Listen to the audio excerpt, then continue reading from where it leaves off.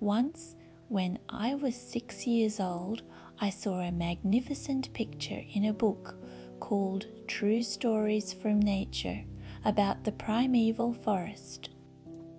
It was a picture of a boa constrictor in the act of swallowing an animal. Here is a copy of the drawing. In the book it said, "Boa constrictors swallow their prey whole without chewing it. After that, they are not able to move, and they sleep through the 6 months that they need for digestion." I pondered deeply then over the adventures of the jungle, and after some work with a coloured pencil, I succeeded in making my first drawing, my drawing number 1. It looked something like this. I showed my masterpiece to the grown-ups and asked them whether the drawing frightened them. But they answered, "Frightened? Why should anyone be frightened by a hat?" My drawing was not a picture of a hat. It was a picture of a boa constrictor digesting an elephant.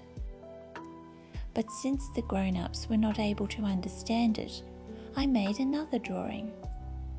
I drew the inside of a boa constrictor so that the grown-ups could see it clearly.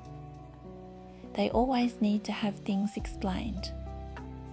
My drawing number 2 looked like this.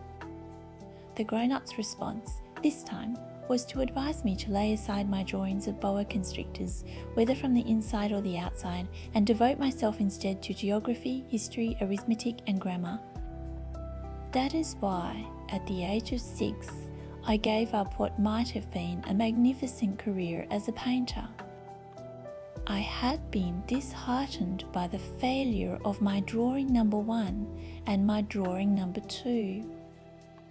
Grown-ups never understand anything by themselves, and it is tiresome for children to be always and forever explaining things to them.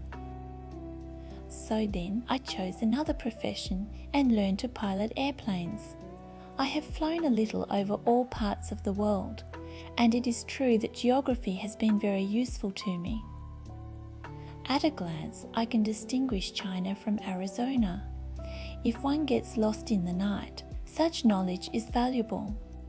In the course of this life, one have had a great many encounters with a great many people who have been concerned with matters of consequence. I have lived a great deal among grown-ups. I have seen them intimately, close at hand, and that hasn't much improved my opinion of them. Whenever I met one of them who seemed to me at all clear-sighted, I tried the experiment of showing him my drawing number 1, which I have always kept. I would try to find out, so if this was a person of true understanding.